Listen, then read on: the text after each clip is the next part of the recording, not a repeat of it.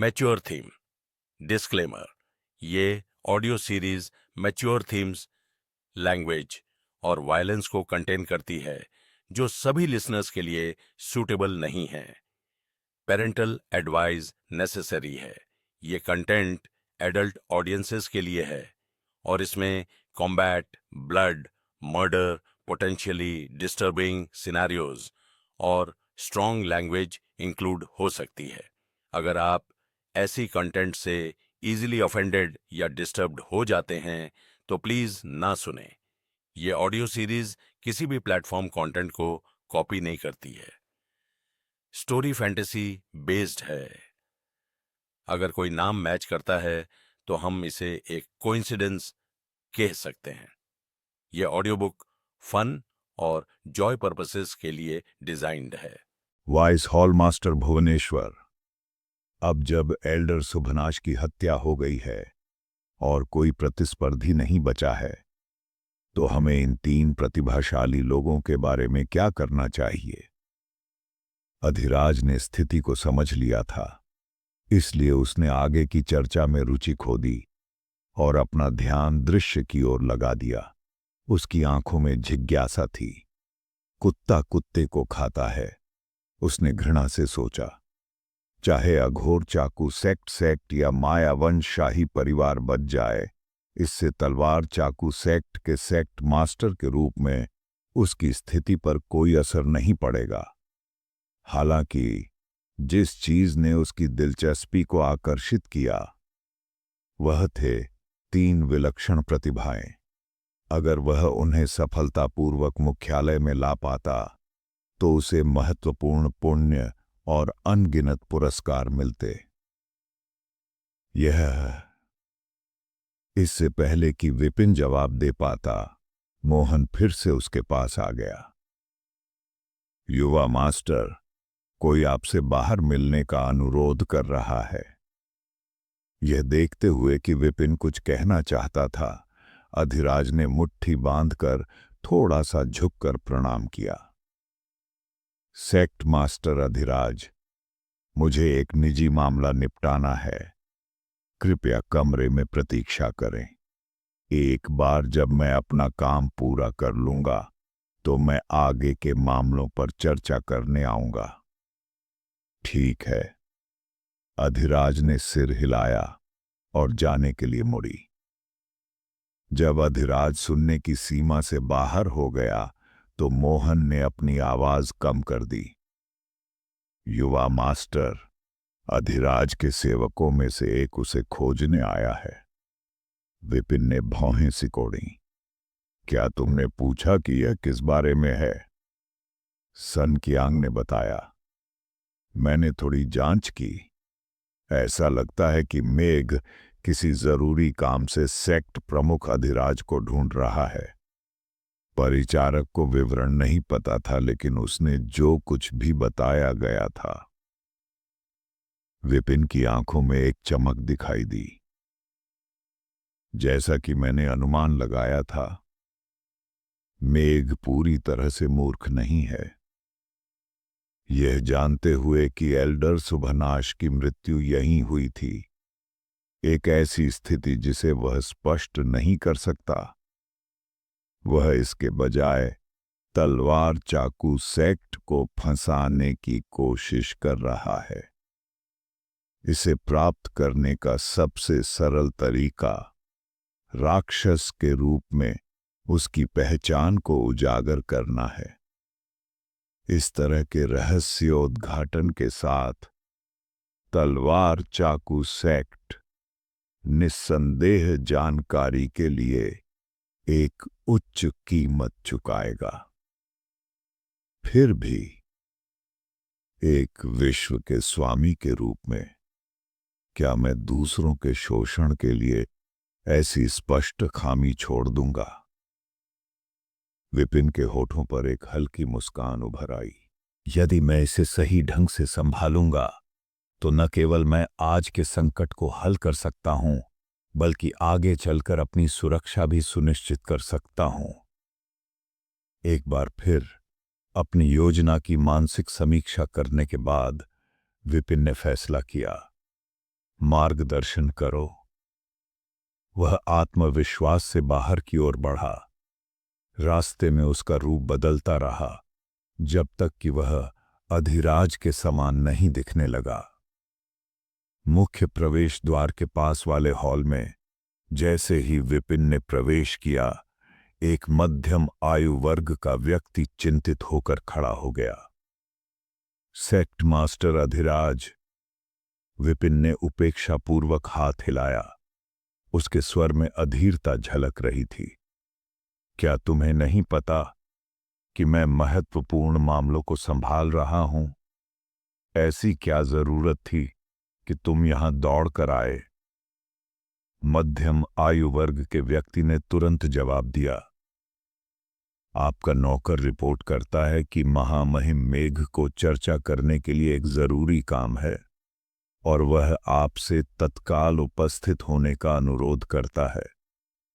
उनका कहना है कि मामला गंभीर है और किसी भी देरी से बड़ी परेशानी हो सकती है। मुसीबत? विपिन ने सिर हिलाने से पहले झिझकते हुए कहा। बहुत अच्छा, आगे बढ़ो। मोहन की ओर मुड़ते हुए उसने अपनी मुट्ठियां भींच लीं।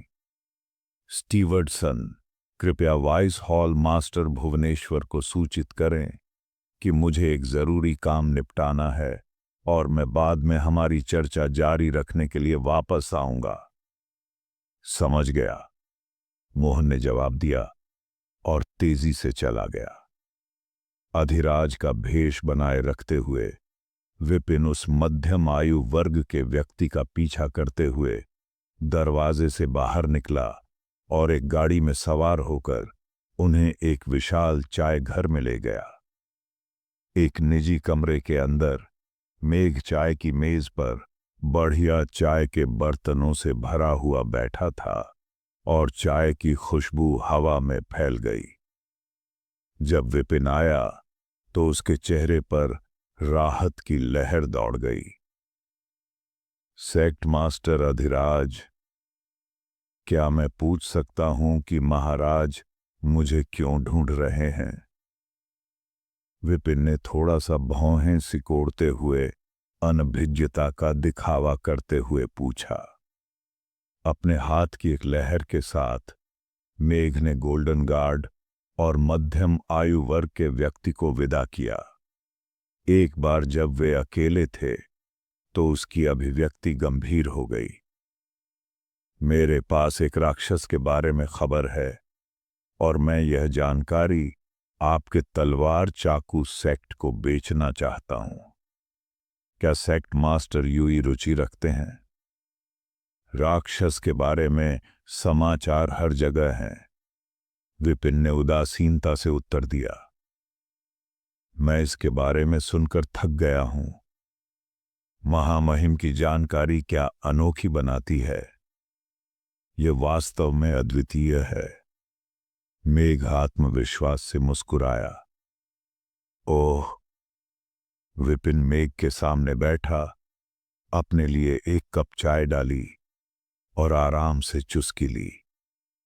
चलो सुनते हैं। चूंकि मैं जानकारी बेचने का इरादा रखता हूं, इसलिए मुझे यह सुनिश्चित करना होगा कि मुझे उचित मूल्य मिले। इन मामलों में सेक्ट मास्टर अधिराज के पास कितना अधिकार है? मेघ ने पूछा। विपिन ने अपनी चाय के प्याले के किनारे पर अपनी उंगली फिराई। यह इस बात पर निर्भर करता है कि आपकी जानकारी कितनी मूल्यवान है। अगर यह वास्तविक और अत्यधिक महत्वपूर्ण है तो तलवार चाकू सेक्ट आपको संतुष्ट करने वाली कीमत की पेशकश करेगा। लेकिन अगर यह झूठी है तो मायावंश राजवंश के सम्राट के रूप में भी आपको परिणाम भुगतने होंगे। मैं मायावंश शाही परिवार के सम्मान की शपथ लेता हूं कि यह 100% सच है। मेघ ने गंभीरता से घोषणा की। तुम्हारा आत्मविश्वास मुझे आकर्षित करता है। हालांकि, विपिन ने अपना सिर हिलाया, अगर तुम्हारी जानकारी वाइस हॉल मास्टर भुवनेश्वर के बारे में है जो एक राक्षस है, तो ज्यादा कुछ कहने की जरूरत नहीं है। क्या? मेघ का शरीर ठंडा पड़ गया। सेक्ट मास्टर अधिराज को पता है कि वाइस हॉल मास्टर भुवनेश्वर एक राक्षस है?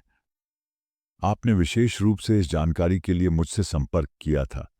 निश्चित रूप से यह सिर्फ इतना ही नहीं है। विपिन ने झुंझलाहट के साथ पूछा। यह है। मेघ ने अजीब तरीके से स्वीकार किया।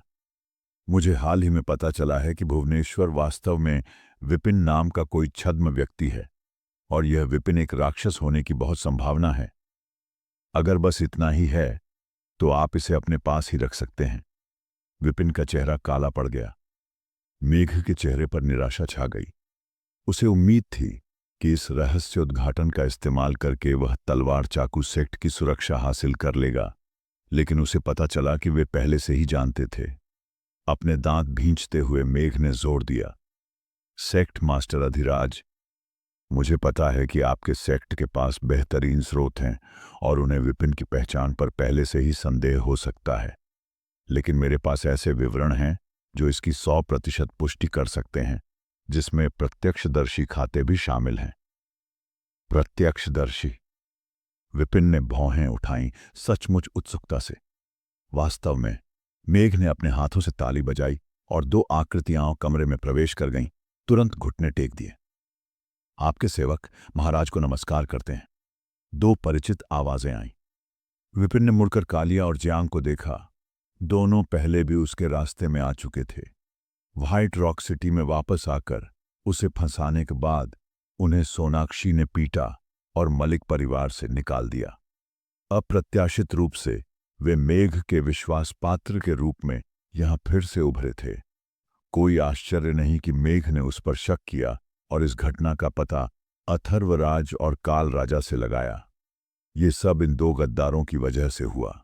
यदि उन्हें पहले पता होता तो वे स्वयं ही उनसे निपट लेते।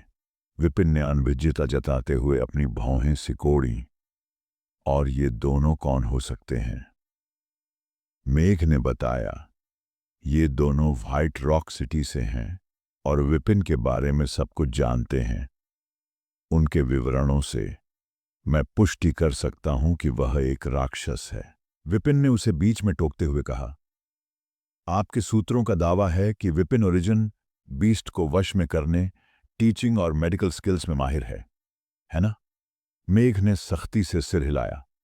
हां, ऐसे में आपकी तथाकथित बुद्धिमत्ता मुझे उससे ज्यादा कुछ नहीं बताती, जो मैं पहले से ही जानता हूं। विपिन का स्वर ठंडा हो गया। बस इस मामले में उलझना या इसे फैलाना बंद करें महाराज। मैं ये आपके भले के लिए कह रहा हूं। सेक्ट मास्टर अधिराज, आपका इससे क्या मतलब है? मेघ ने हैरान होकर पूछा। विपिन ने हल्के से ठाका लगाया। मैं आपसे पूछना चाहता हूं, ओरिजिन वर्ल्ड में कितने राक्षस मौजूद हैं? बहुत कम, मेघ ने स्वीकार किया। अपने इतिहास के अनगिनत वर्षों में केवल एक ही हुआ है, या बल्कि 2, अगर हम जेनिथ किंगडम के एक को शामिल करें। बिल्कुल, अगर वे इतने दुर्लभ हैं तो जेनिथ किंगडम में एक के बाद एक और व्हाइट रॉक सिटी में क्यों दिखाई दिया? और ये इतना कमजोर और लापरवाह क्यों होगा, जो अपनी पहचान इतनी आसानी से उजागर कर रहा है? क्या आप ईमानदारी से मानते हैं कि कोई व्यक्ति बिना किसी शक्ति के सिर्फ आधे महीने में स्वर्ग के भाग्य के दूसरे चरण तक पहुंच सकता है? मेघ के हाव भाव बदल गए जैसे ही उसे एहसास हुआ। क्या यह हो सकता है? विपिन डेस्टिनी हॉल का एक उच्च रैंकिंग एजेंट है, जो खुफिया जानकारी इकट्ठा करने के लिए एक राक्षस होने का नाटक कर रहा है। यह तुम्हारा निष्कर्ष है, मेरा नहीं, लेकिन मैं तुम्हें चेतावनी दे दूं। विपिन की पहचान तुम्हारे लिए अटकलें लगाने का विषय नहीं है। अगर तुम्हें अपनी जान से ज्यादा कीमती लगता है तो इस मामले को दबा कर रखो, वरना मुझे शक है कि तुम कल सुबह देख पाओगे। साथ ही विपिन की नजर कालिया और जियांग पर गई। उसका स्वर ठंडा था। इन दोनों की तरह बदजुबान जिन्होंने तुम्हें गुमराह किया है, उनसे जल्दी से जल्दी निपटना बेहतर है, अन्यथा वे तुम्हारे लिए अंतहीन परेशानी खड़ी कर देंगे।